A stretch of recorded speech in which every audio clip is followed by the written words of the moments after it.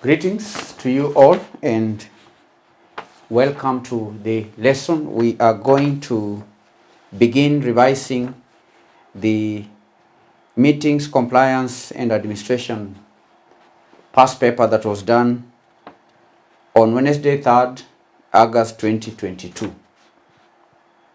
We'll first answer question number 1. Part A reads, explain the term public place in regard to public order legislation. Explain the term public place in regard to public order legislation. Explain the term public place in regard to public order legislation, 2 marks. Now, candidates, in the context of public order legislation, the term public place refers to any location that is accessible to the general public regardless of ownership or control. So it is any location that is accessible to the general public.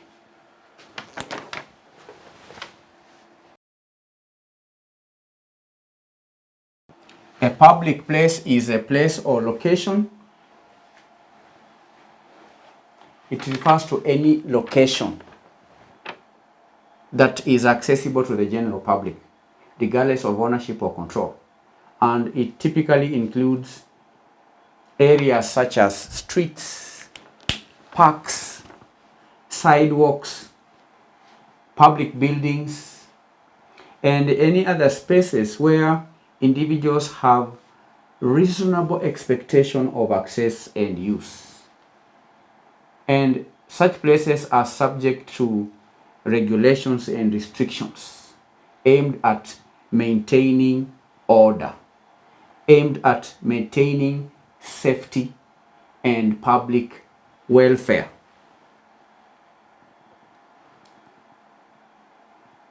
So that is a public place. It's not like in my compound where the general public have no reasonable access. Private homes are not public places because such places are not accessible to the general public. But places such as streets, parks, public buildings, in such places, individuals expect to have access. They expect to have use. Individuals expect to have use on sidewalks, on public roads. So public places, as I've said again, are subject to regulations. Such places are subject to restrictions that are aimed at maintaining order, because you cannot do anything you want on a sidewalk because it is a public place. You may be accused of obstruction. So there are certain restrictions to safeguard this, to bring about safety and public order.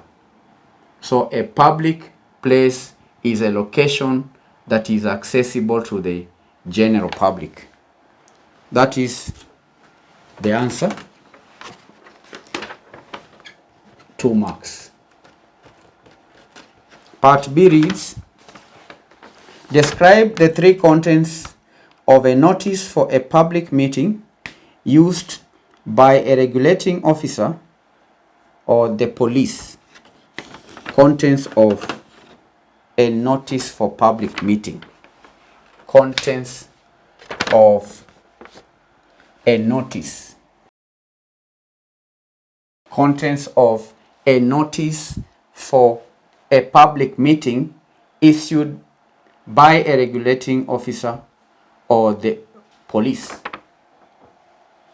the contents. We're talking about here, the question is referring to contents of a notice. Now, this one seems to be an easy question because candidates should expect a notice to have a date. If it is a notice for a meeting, then we expect a notice to have the time the meeting will be held.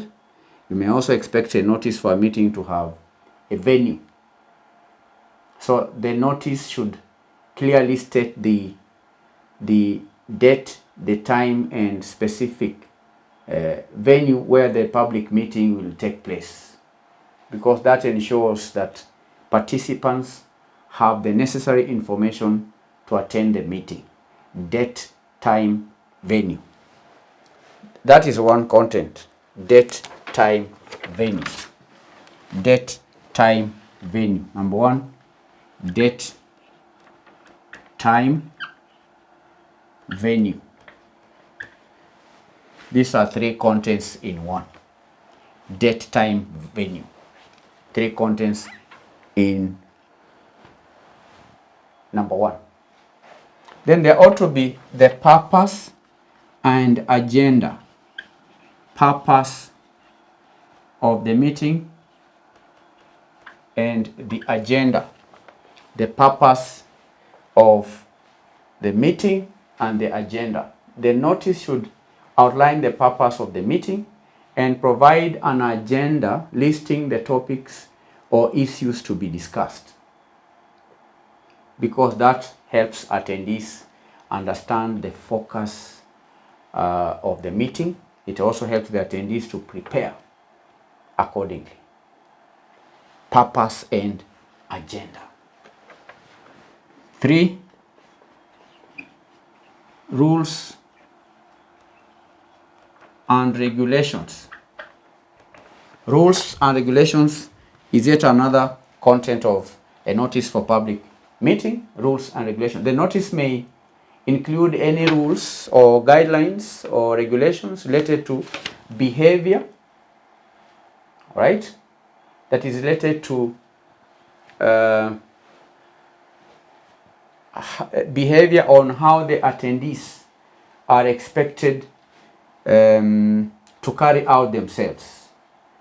So the notice, I'm saying, may include any rules, may include any guidelines or regulations, or sometimes restrictions that attendees must follow during the meeting, and that includes regulations related to the behavior, the use of amplification equipment, or any other specific requirement to maintain order and safety during the meeting.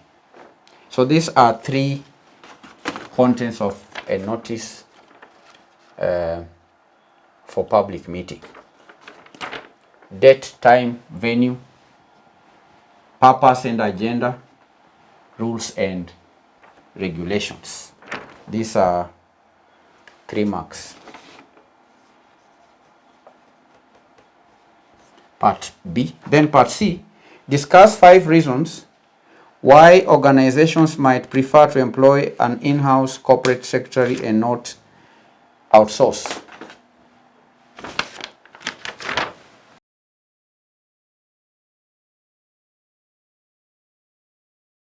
Reasons why organizations might prefer to employ an in-house corporate secretary and not to outsource.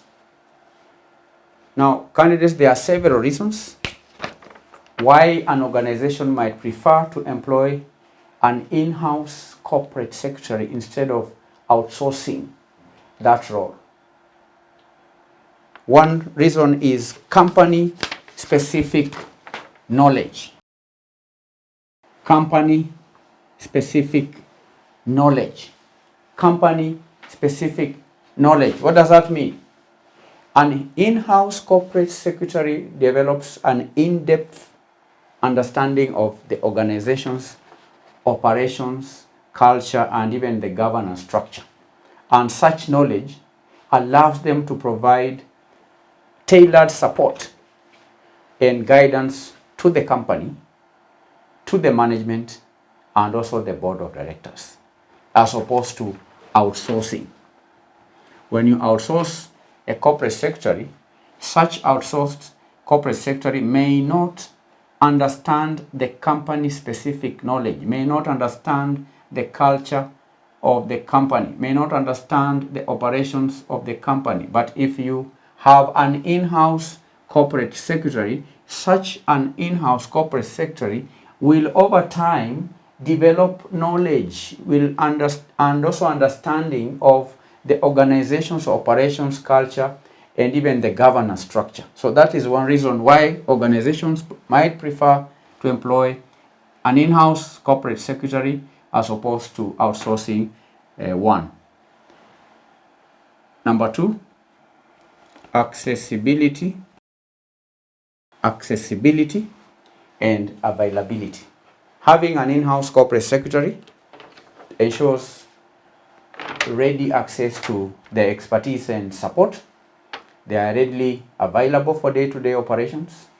They are ready for day-to-day interactions, board meetings, and other important events, providing timely advice and assistance.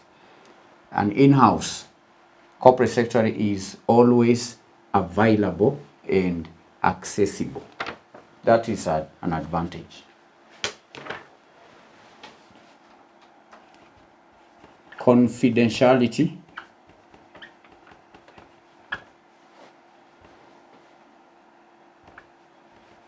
and trust. Confidentiality and trust. An in-house corporate secretary becomes familiar with sensitive company information, such as legal matters, board discussions, and strategic plans. So building a long-term relationship of trust and confidentiality is crucial for maintaining the integrity and the privacy of confidential information. The integrity and also privacy of such confidential information.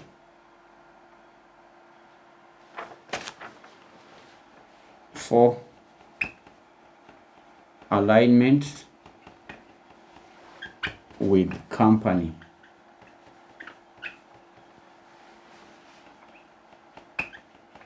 culture. Alignment with what? With the company culture.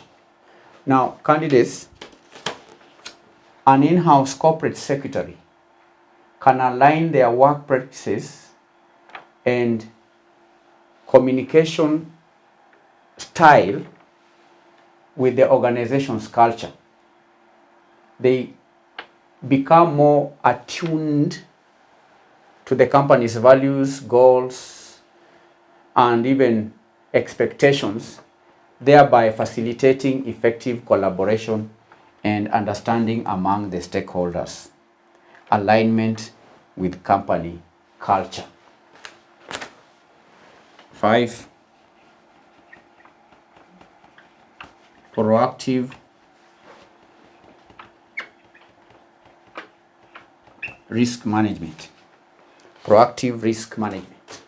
An in-house corporate secretary can actively identify and mitigate governance and compliance risks within the organization, because they can monitor regulatory changes, they can implement best practices, they can ensure proper documentation and also reporting, thereby reducing the organization's exposure to potential for legal or reputational matters or issues.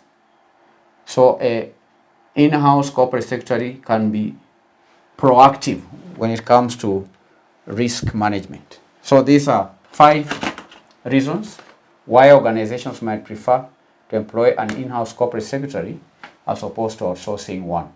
One is company-specific knowledge. Number 2, accessibility and availability. Number 3, confidentiality and trust. Number 4, alignment with company culture. Then lastly, proactive risk management. So these are 5 reasons, 10 marks. 5 reasons, 10 marks. The last part of this question reads, analyze 5 characteristics of a good resolution in a meeting. 5 characteristics. Characteristics of a good resolution in a meeting. A good resolution must be clear. Number 1, clarity.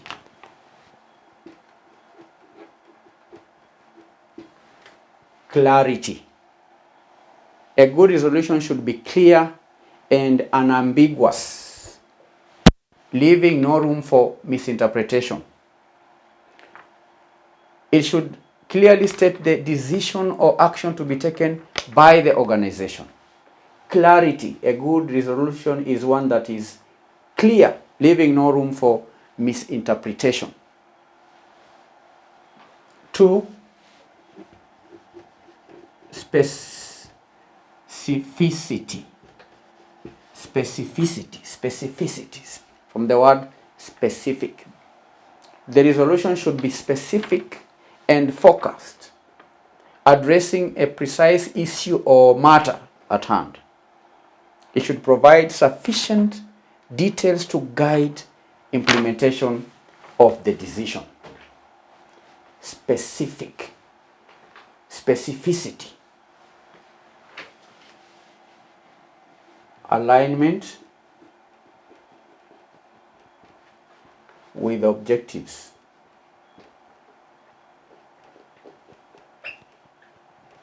Alignment with objectives. A good resolution is the one that can be aligned with the organization's objectives, strategic direction, and legal requirements. It should support the overall mission and vision of the organization. Alignment with objectives. 4, feasibility. Feasibility. A good resolution should be practical and achievable within the organization's resources and capabilities. It should take into account any limitations or constraints that may impact its implementation. Feasibility. Is it a practical resolution? Is it a resolution that is achievable? So a good resolution is one that is practical, one that is achievable, one that is feasible. 5, consensus. Consensus or majority support.